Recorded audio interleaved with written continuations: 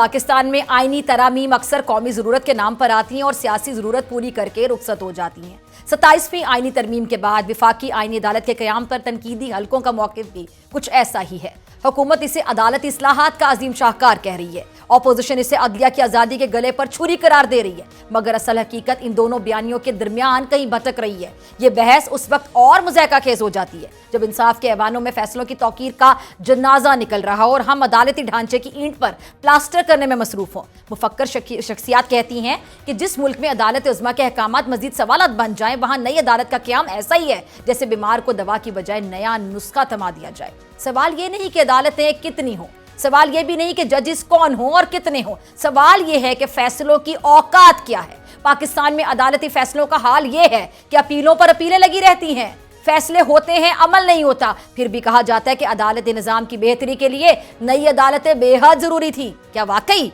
या फिर ये वही उसूल है कि अगर मतलूबा इंसाफ मिल नहीं रहा तो अदालतों की तादाद बढ़ा दो। अगर नई अदालत से इंसाफ आ सकता था तो यकीनन हर गली में एक अदालत खोल दी जानी चाहिए थी, लेकिन अफसोस के मसला अदालतों की कमी का तो है ही नहीं, ताकत की तकसीम में बेईमानी है, इंसाफ की फराहमी में ताखीर है। दुनिया से मिसालें लाने वाले जरा सुन लें कि असल सवाल मॉडल का नहीं नीयत का होता है। जर्मनी, इटली, स्पेन, ऑस्ट्रिया और जनूबी कोरिया में आईनी अदालतें हैं, लेकिन वहां अदालतों पर हुकूमत की ज़ेरी शाख के इल्जाम नहीं लगते हैं। जजिस का तकर्रुर सियासी वफादारियों से नहीं होता, फैसले कारकुनों की तकारीर की तरह नहीं बदलते। जर्मनी में जजिस 2/3 पार्लिमानी अक्सरियत से मुंतखब होते हैं, यानी हुकूमत अकेले किसी को बिठा नहीं सकती। पाकिस्तान में यहाँ तो जजों के ओहदे और सियासी मौसम एक ही फॉर्मूले से चलते हैं, जिस तरफ हवा चले वैसे फैसले। दुनिया की पहली आईनी अदालत 1920 में ऑस्ट्रिया में कायम हुई। अब तक दुनिया के तकरीबन 90 ममालिक में अलग से आईनी अदालतें मौजूद हैं, लेकिन पाकिस्तान में ऐसा क्या अनोखा हो गया कि हर तरफ एक तूफान बरपा हो गया? आखिर क्यों ये तासुर दिया जा रहा है कि अदालती निज़ाम खुदा न ख्वास्ता बर्बाद हो गया? क्या इन इल्जामात की कोई बुनियाद भी है या महज तनकीद का हुनर साबित करने की कोशिश? जर्मनी की आईनी अदालत आज भी दुनिया की मजबूत तरीन अदालतों में शुमार होती है। ये अदालत पार्लियामेंट की कानून साजी को बातिल तक कर सकती है और इसकी आज़ादी इतनी मजबूत है कि हुकूमतें भी उसके सामने बेबस हो जाती हैं। और नाकदीन कहते हैं कि हमारे यहाँ जब जजों की रिटायरमेंट की हद बदलने की बात आती है तो असल मसला कानून नहीं बल्कि तौसीअ पसंदी होता है। दुनिया मुख्तलिफ मॉडल रखती है। बरतानिया में जजिस की उम्र की हद 75 साल, जर्मनी में 68 साल, भारत में 65 साल, अमेरिका ताहयात। लेकिन पाकिस्तान में मसला ये नहीं कि उम्र कितनी होनी चाहिए, मसला ये है कि क्या रिटायरमेंट की उम्र का हथियार सियासी ज़रूरत के मुताबिक इस्तेमाल होगा। यही खौफ इस तरमीम को मुतनाज़ बनाता है।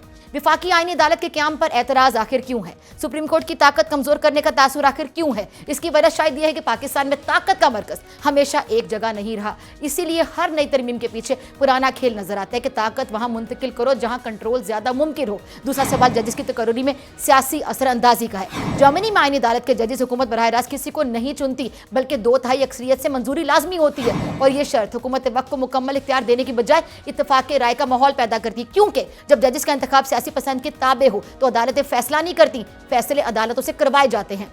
पाकिस्तान में असल बहरान फैसला साजी का है। अदालतें हुक्म दें, रियासत और इदारे इनकार कर दें, ये वो मुकाम है जहाँ पे पूरी दुनिया हैरान हो जाती है। अदालत हुक्म देती है, हुकूमत कहती है कि सोच कर बताएंगे। कुछ ममालिक अदालती इस्लाहात पर बरसों बहस करते हैं, मगर पाकिस्तान में चंद दिन भी बहुत हैं। शायद यही वो नुक्ता है जिसने नई आईनी अदालत के क़याम को इस्लाहात नहीं, हिकमत अमली बना दिया है। पाकिस्तान में इदारे जब कमज़ोर हों तो फिर हल इदारे बढ़ाना समझ लिया जाता है और यही हिकमत अमली बल्दियाती निज़ाम से लेकर इंतखाबात, फॉर्म्स 45 से 47 और अब आईनी अदालत तक हर जगह नजर आती है। और हकीकत यह है कि नया ढांचा बनाना आसान है, पुराने रवैये बदलना बेहद मुश्किल है। जब कानून कमज़ोर हो, इदारे ज़ेरे असर हों और फैसले सियासी ज़रूरत से जुड़े हुए हैं तो फिर नई आईनी अदालत भी सिर्फ तामीराती मंसूबा बनकर रह जाएगी, इस्लाही मंसूबा नहीं होगी। अदालतें बढ़ाने से इंसाफ नहीं बढ़ता। पाकिस्तान को नई अदालतों की नहीं बल्कि नए किरदार की ज़रूरत है। आईनी अदालत का क़याम तब तक बेमायनी रहेगा जब तक फैसले आज़ाद ना हो, तकर्रुर शफाफ ना हो, रियासत अदालती हुक्म तस्लीम ना करे और इंसाफ को तरजीह मिले, सियासी मुफाद को नहीं।